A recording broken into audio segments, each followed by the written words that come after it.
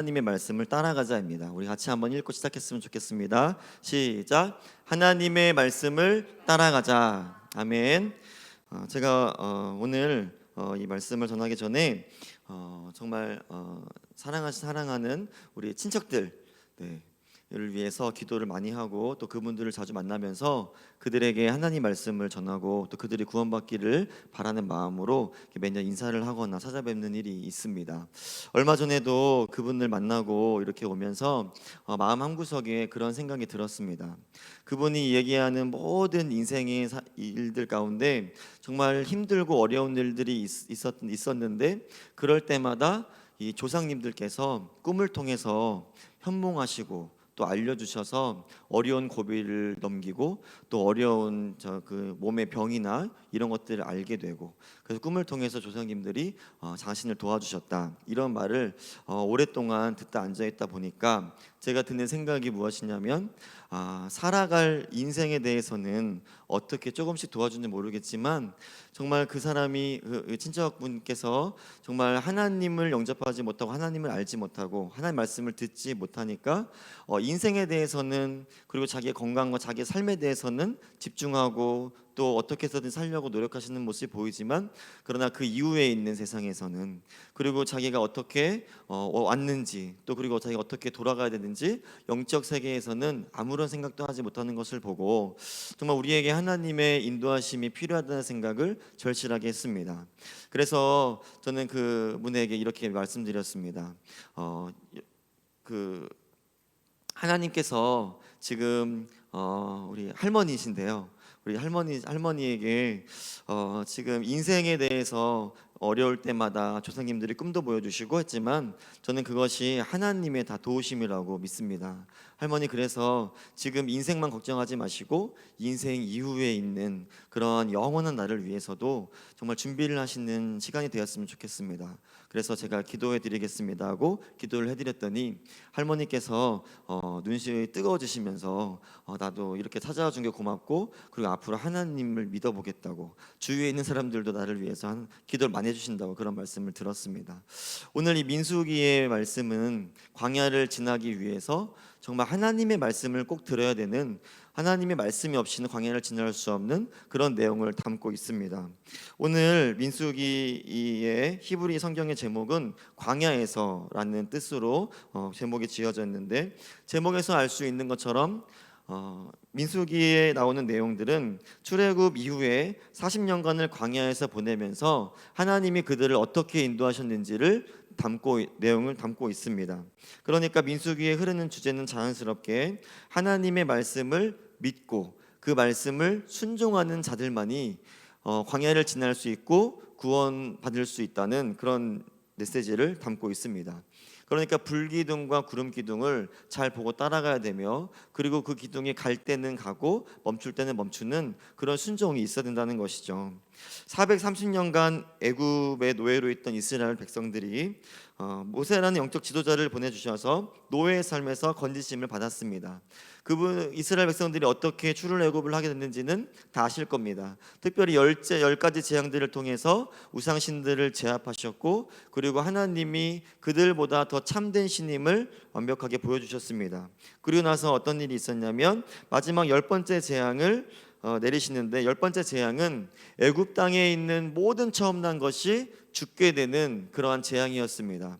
그런데 이 재앙에서 피할 수 있는 유일한 길은 바로 하나님이 말씀하신 것을 순종하고 따라서 하는 것이었습니다. 그것은 여러분도 알고 있듯이 어린 양의 피를 문설주에 발라서 그 죽음의 신이 넘어가게 하는 거였습니다. 그런데 이스라엘 백성들은 그 말씀을 철저히 지켰고, 애굽에 있는 백성들은 그 말씀을 지키지 않았습니다. 그래서 결국 애굽에서 태어난 모든 가축과 장자, 특별히 이 바로 왕의 장자까지 죽게 되는 그런 죽음의 고통을 맛보아야 했습니다. 반대로 하나님 말씀을 순종한 이스라엘 백성들은 하나님의 말씀을 지켜서 사는 복을 얻게 된 것이죠. 하나님의 말씀은 이스라엘에게도 전해졌고 애굽에게도 전해졌습니다. 오늘을 살고 있는 우리들에게도 하나님의 말씀은 차별이 없이 전해지고 있습니다. 그런데 그 말씀을 과연 누가 따라갈 것인가, 이것이 중요한 것이죠. 이것을 하나님 말씀이 정말 나를 인도하신다고 믿고 따라갈 수 있으면 그 사람은 복받는 인생으로 가는 것이고, 그러나 그것을 신뢰하지 못하고 또 따라가지 못하면 복 받지 못하는 인생이 되는 것입니다. 하나님의 그런 이스라엘 백성들을 구원하신 놀라우신 인도하심은 단 한 번만 나타났던 것은 아닙니다. 그 증거가 바로 유월절입니다.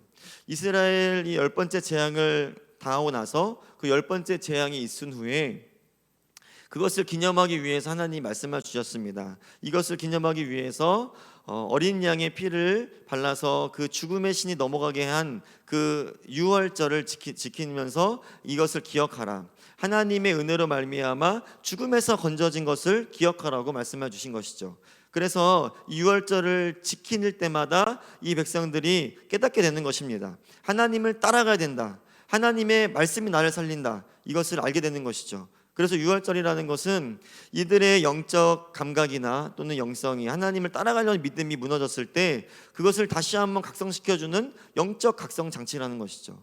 그래서 하나님의 그런 놀라우신 은혜는 이 유월절을 통해서 1년에 시작하는 그 초하루 14번째 날에 1월 14일 정도가 되겠네요. 그럴 때 계속 이 유월절을 지키면서 무뎌졌던 자기의 영성을, 자기의 믿음을 다시 한번 바로잡고 하나님 앞에 말씀을 듣고 나아갈 수 있었다는 것입니다. 그렇게 해서 하나님의 은혜는 지속적으로 그리고 반복적으로 이들에게 임하는 것을 볼 수가 있습니다. 그래서 하나님은 그들을 그렇게 인도하셨습니다. 두 번째로 이스라엘 백성들은 약속의 땅 가나안으로 가는 길에서 정말 지름길인 위쪽 길로 가지 못하고 가데스 그 시내 반도의 가장 아래쪽 부분, 남쪽으로 해서 진행해서 아주 긴 여행을 해서 갔던 것을 볼 수가 있습니다. 그것은 하나님의 인도하심의 섭리였습니다. 그 이유가 출애굽기 13장 17절에 나와 있는데 우리 같이 한번 읽어보겠습니다. 시작. 바로가 백성을 보낸 후에 블레셋 사람의 땅의 길은 가까울지라도 하나님이 그들을 그 길로 인도하지 아니하셨으니 이는 하나님이 말씀하시기를 이 백성이 전쟁을 하게 되면 마음을 돌이켜 애굽으로 돌아갈까 하셨음이라. 아멘. 하나님은 이스라엘 백성들을 잘 알고 계셨습니다. 이스라엘 백성들은 430년간 애굽에서 생활을 했습니다. 그러니까 자기의 모든 인생을 애굽에서 생활을 한 것입니다.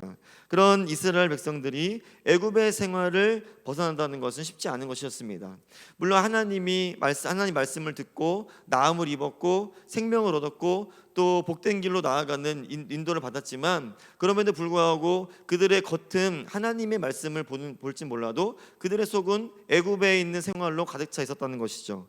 그러니까 하나님이 아무리 말씀하셔도 사실 어려운 때가 되면, 불평할 때가 되면, 힘든 때가 되면 자기가 익숙한 삶으로 쉽게 돌아갈 수밖에 없다는 것입니다. 그래서 그 블레셋을 지나가고 아멜렉 족속에 사는 그 땅을 지나가고 또 에돔의 족속에 사는 그 땅을 지나가게 된다면 이들이 공격과 또 이들의 전쟁 같은 것들에 참여하고 보면서 얼마나 힘이 들고 어려웠겠습니까? 그러면 자연스럽게 그들은 자기의 옛 생활, 애굽의 생활로 돌아갈 수밖에 없었을 것입니다. 다시 말하면 그들이 그런 어려움을 당할 때 불평하고 불만하지 않았습니까? 그러니까 이스라엘 백성들이 어려움을 당하면 쉽게 그 옛 생활로 돌아갈 수밖에 없다는 것이죠. 사실 우리가 하나님의 말씀을 믿는다고 하면서도 우리가 하나님 말씀을 지키지 못하는 것은 바로 그 어려움 때문에 있습니다. 우리가 그 어려움을 당할 때마다 하나님의 말씀을 지키기가 너무나 어려운 것이죠. 사실 나는 내 머리로는 하나님이 나를 구원해 주셨다고 믿고 있지만 그러나 우리의 습성과 우리의 생각은 여전히 죄성을 가지고 있기 때문에 여전히 어렵고 힘들면 내가 잘하는 방법으로 이것을 이겨내려고 한다는 것입니다. 그 어려움을 극복하려고 한다는 것이죠. 내가 잘 알고 있는 지식, 내가 잘 알고 있는 방법을 통해서 어떤 어려움들을 해결하려고 한다는 것입니다. 하나님의 방법과 하나님의 말씀을 묻지 않는다는 것이죠. 그 사실을 하나님은 누구보다도 잘 알고 있었습니다. 그래서 이 이스라엘 백성들이 그냥 그것들을 블레셋과 또는 아멜렉 족속의 그런 공격들과 그런 데서 그런 것들 경험하지 않고 또 지나갈 수 있도록 하나님은 시나이 반도의 그 남쪽을 길을 택하시고 돌아가게 하신 것이죠. 이것은 하나님의 인도하심이었습니다. 그것도 세심하시고 신뢰가 가는 확실한 인도하심이었습니다. 또 세 번째로 이스라엘 백성들을 또 돌보시고 인도하시기 위해서 그들이 장막 쳤을 때 오늘 읽었던 말씀처럼 드디어 불기둥과 구름기둥을 보여주십니다. 그들의 장막이 앞서면서 불기둥과 구름기둥이 마치 하나님이 이스라엘 백성들을 진짜 인도해 주는 것처럼 가시적으로 보여주셨다는 것이죠. 그래서 그 불기둥과 구름기둥이 밤낮 그들을 돌보고 그 곁을 한시도 떠났지 않았다고 성경을 이야기하고 있습니다. 그러니까 하나님의 인도하심이 얼마나 신실하신지 우리는 알 수 있습니다. 한 번 구원으로 끝나지 않고 계속적이고 반복적으로 우리를 구원해 주시는 것뿐만이 아니라 우리가 잘못된 길로 갈 수 있어서 우리가 또 그 길에서 다시 넘어지고 옛된 모습으로 돌아갈 수 있어서 우리를 다시 한번 우리가 잘 갈 수 있는 길로 우리를 인도하여 주신다는 것입니다. 그리고 또 마지막으로 구름기둥과 불기둥을 보여주시면서 실제적으로 모든 사람들이 남녀노소 불구하지 않고 모든 사람들이 다 쫓아갈 수 있는 그러한 길을 우리에게 보여주신다는 것입니다. 이토록 하나님의 인도하심은 실실하신 줄로 믿습니다. 오늘 말씀 제목은 하나님의 말씀을 따라가라입니다. 우리는 하나님의 신실하심 인도하심을 믿어야 할 줄로 믿습니다. 그 인도하심에 순종해야 될 줄로 믿습니다. 그 이유는 이스라엘 백성들이 구름기둥과 불기둥이 아니고서는 광야를 지날 수 없기 때문입니다. 여러분, 광야는 어떤 곳인지 아시죠? 광야는 온도의 변화가 극심한 곳입니다. 만약에 낮이 되면 내리쬐는 태양빛에 너무나 뜨거워서 숨을 수 그늘도 없는 곳이고, 그리고 저녁이 되면 온도가 갑자기 영하까지 떨어지면서 추워지는 아주 극심한 온도 차이를 보이는 곳입니다. 사람이 살기 어려운 곳이라는 것이죠.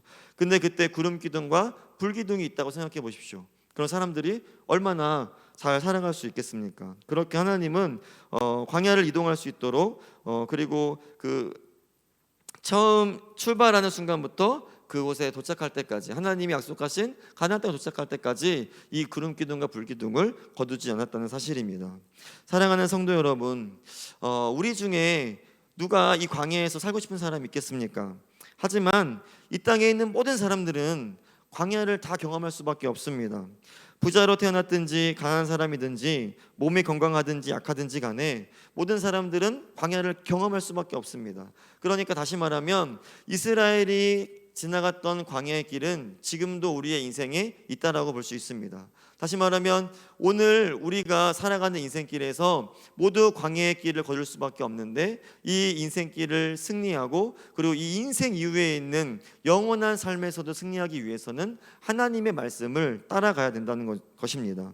오늘 구름기둥과 불기둥을 그래서 우리는 잘 살펴보아야 될 줄로 믿습니다. 그렇다면 어떻게 구름기둥과 불기둥을 잘 분별할 수 있을까요? 여러분, 하나님이 주시는 구름기둥과 불기둥을 어떻게 분별할 수 있었을까요? 한번 이스라엘의 광야에 있는 이스라엘 백성들이라고 생각하시고 한번 보시면 좋겠습니다.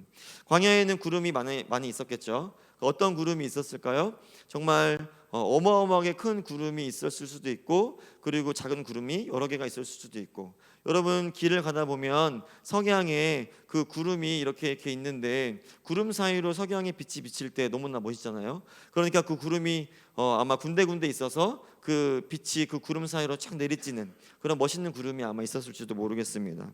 그런데 그런 구름을 찾다가 못 찾으면 어떻게 하겠습니까?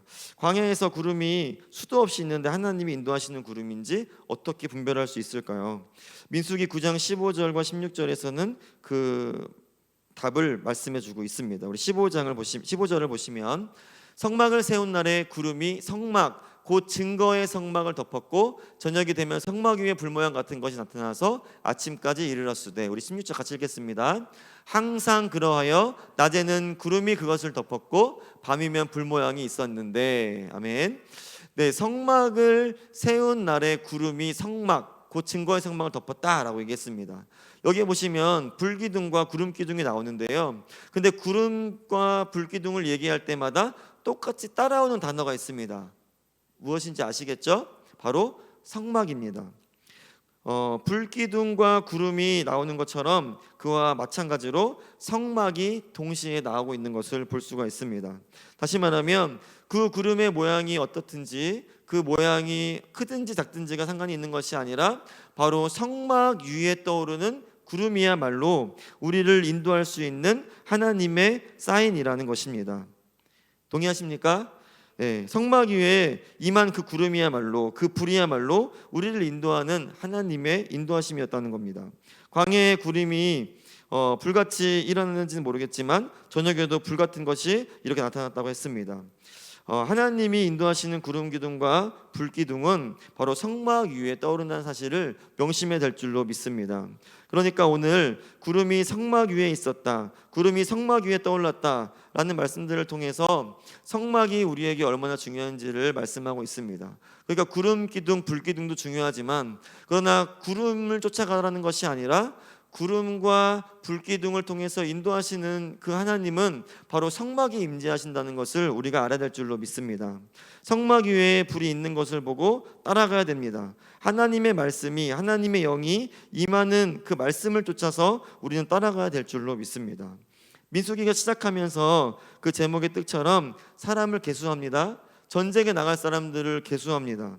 그런데 그 12지파를 또 그 진을 또 장막을 정비하는 것을 볼 수가 있는데 어떻게 그 12지파의 진이 형성되는 것을 보니까 하나님이 임재하시는 그 성막을 중심으로, 그 성막 중심으로 사방에 그 진들이 편성되는 것을 볼 수가 있습니다.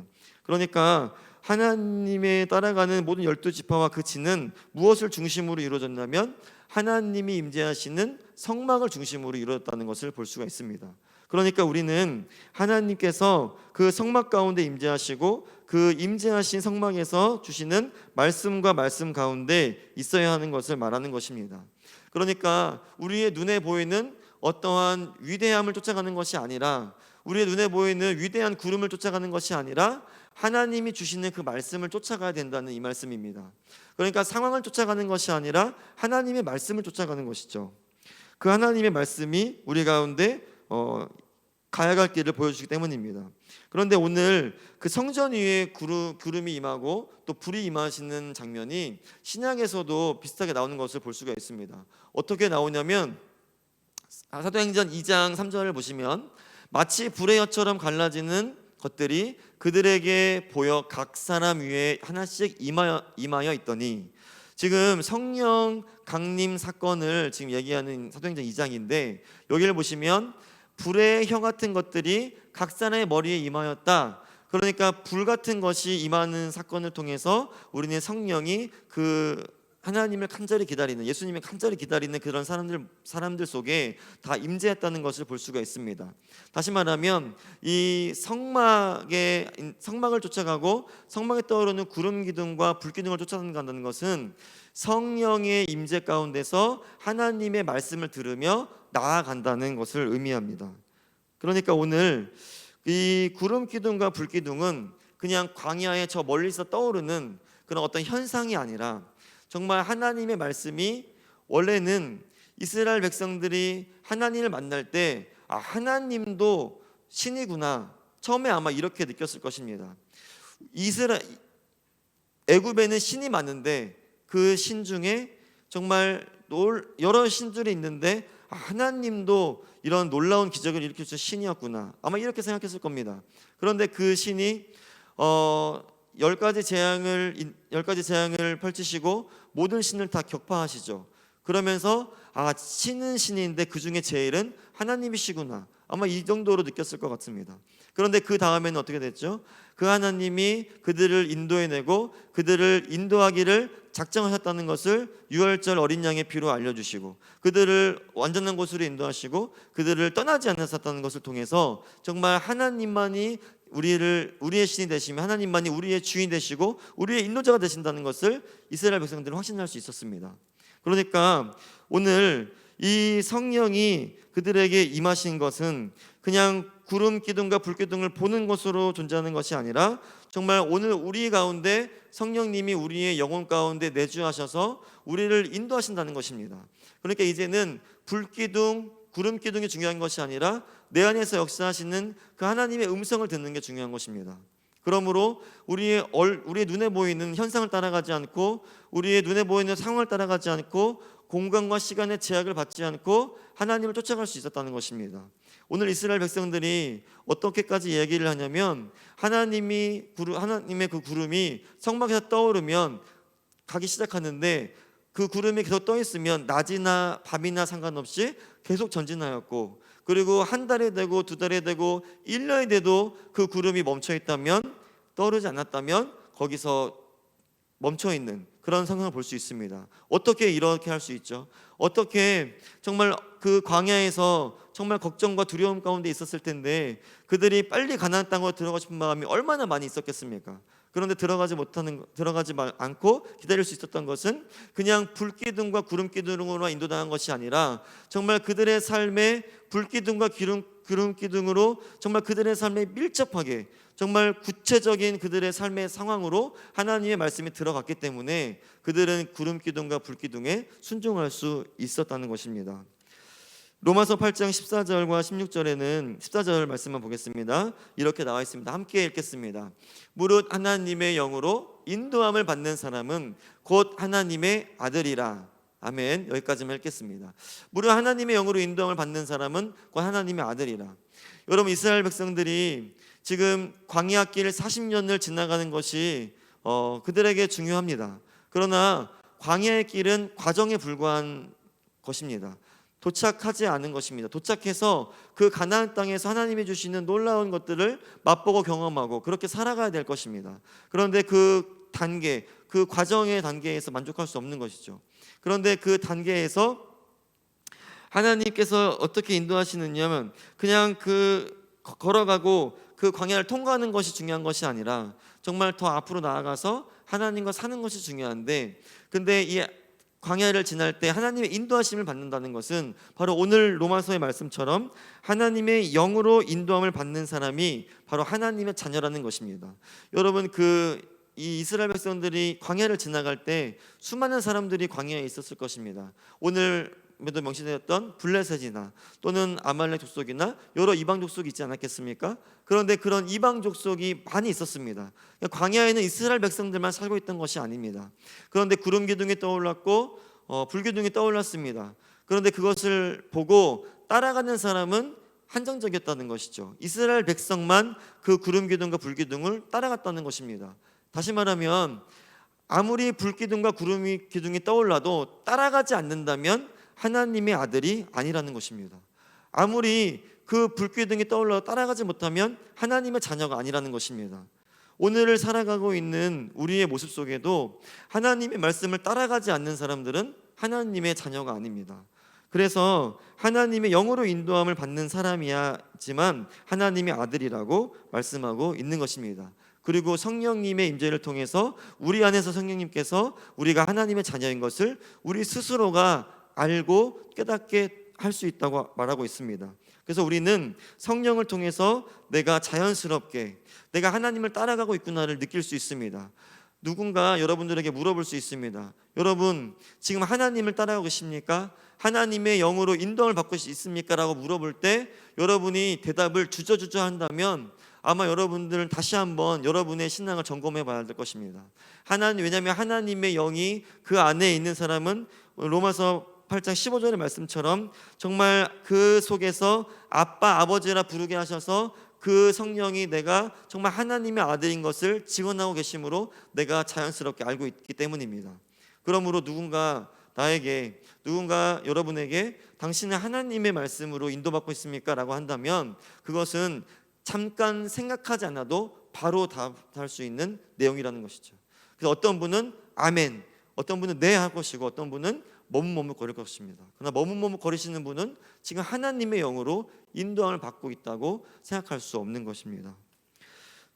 그래서 하나님의 영이 이렇게 인도하실 때 우리는 하나님의 성령의 인도하심을 정말 우리 마음속으로 느끼고 우리의 눈으로 헛된 것을 찾지 말아야 되는데, 그런데 또 하나의 문제가 있습니다. 무엇이냐면 우리의 마음속에 정말 하나님께서 기막힌 감동으로 말씀하실 텐데 그런 감동이 하나님의 음성인지 성령님의 음성인지 아니면 내 속에서 나오는 그냥 내 마음인지를 내가 구분할 수 없다는데 그 어려움이 있습니다.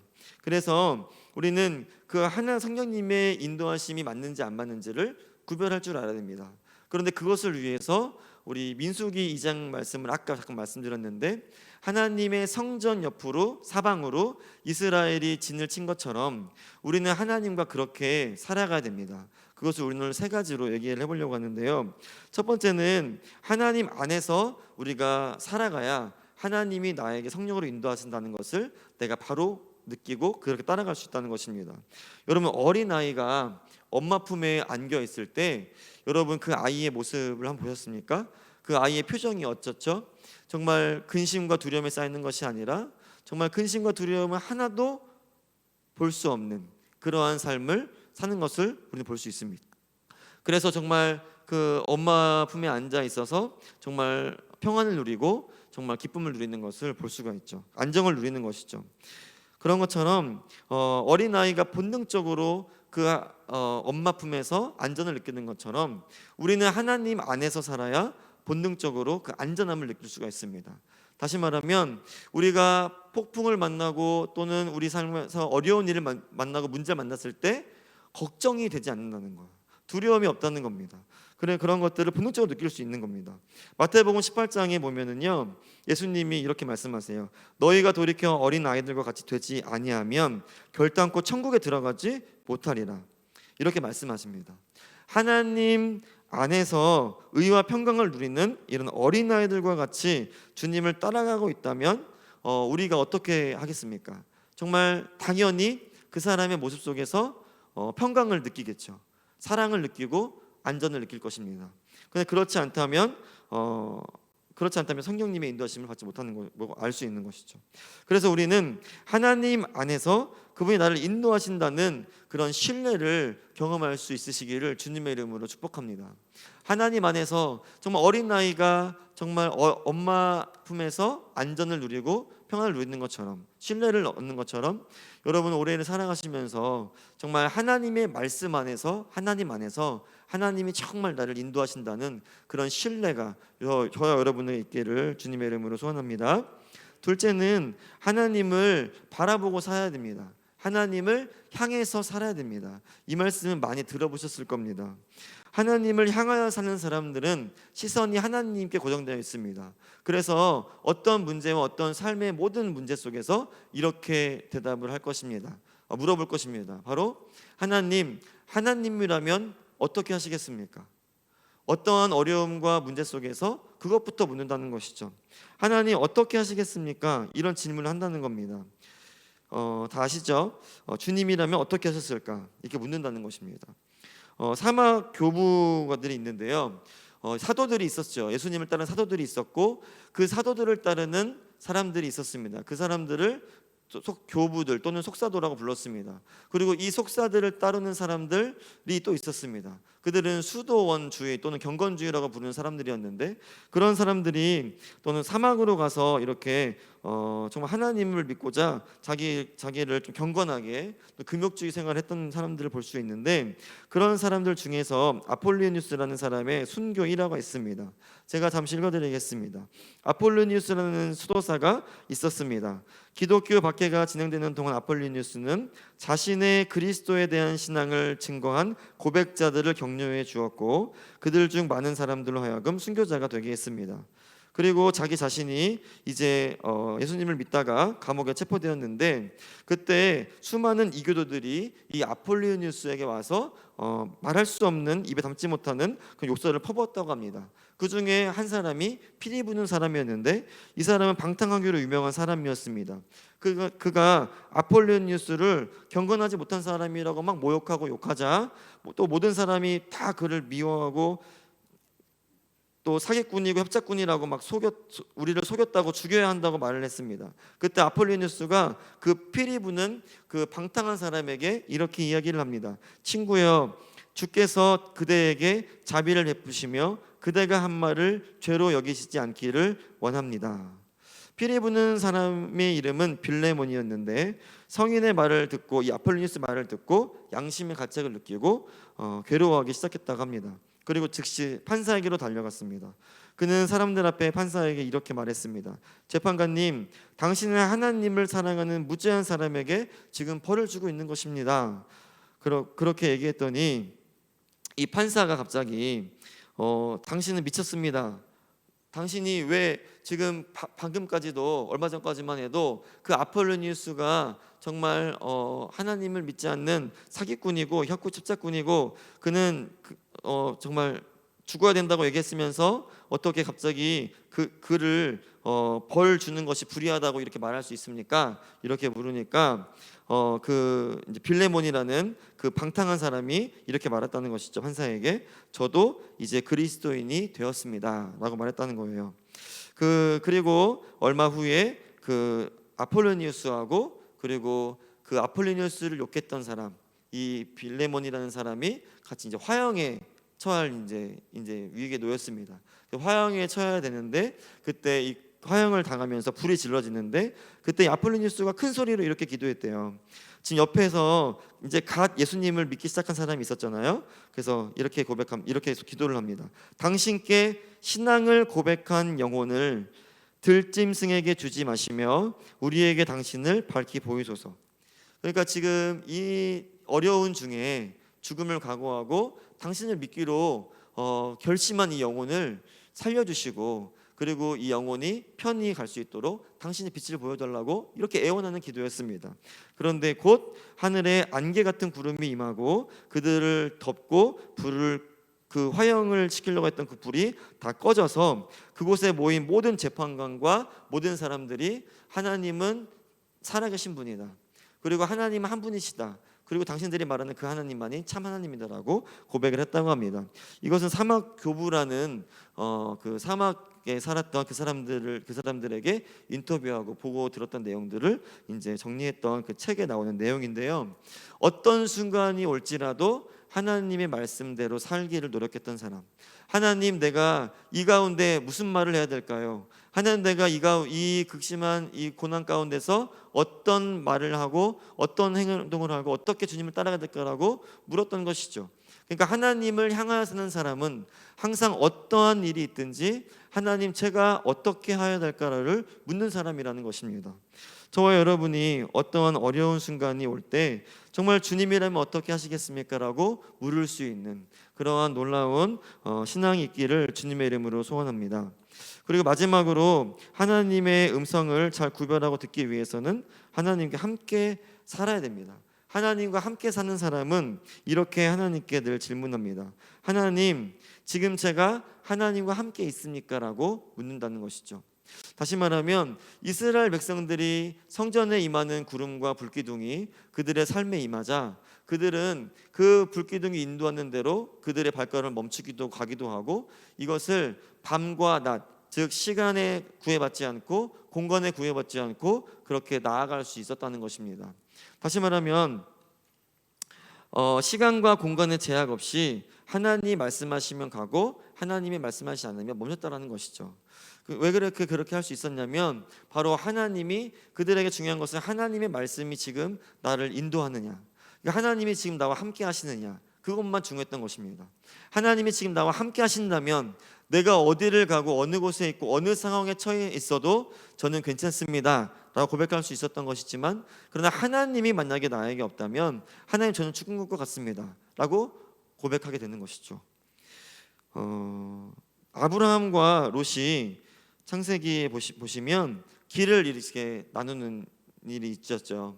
그들이 함께 모여서 하나님의 복을 받아서 정말 거부가 됩니다. 근데 그들의 하인들과 그들이 이제 가축 돌보는 하인들이 서로 싸우게 되자 이제 싸우면 안 되니까 이제 길을 나누게 됩니다. 그때 아브라함이 먼저 조카 롯에게 말을 하죠. 네가 먼저 골라라. 가고 싶은 땅을 골라라. 네가 좌하면 내가 우하고 네가 우하면 내가 좌하리라. 이렇게 합니다. 근데 롯이 보니까 저기 평탄한 평지에 보니까 에덴 동산 같은 또 애굽과도 같은 그런 땅이 이제 보이는 거예요.